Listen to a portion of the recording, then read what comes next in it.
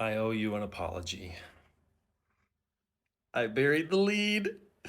Now, last time we looked at Manoah, right? And that was pretty wild. But here's the truth. We don't have to speculate at all about the identity of this angel. While his actions, words, and just general behavior heavily imply who he is, we don't even have to leave Genesis to know beyond any reasonable doubt.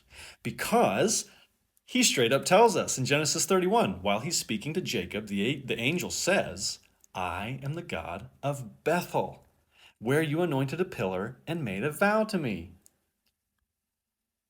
Notice what he doesn't say as well. He doesn't say, I represent the God of Bethel. He doesn't say, I speak on behalf of the God of Bethel.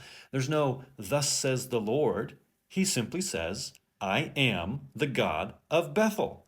And the God of Bethel is not a lesser deity, not a created being.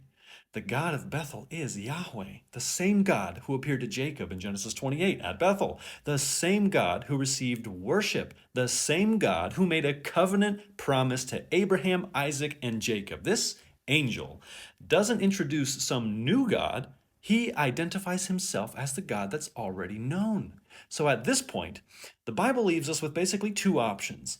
Either Yahweh is in the habit of assigning created beings his own divine identity, and why don't you just have a look at what Isaiah thinks of that?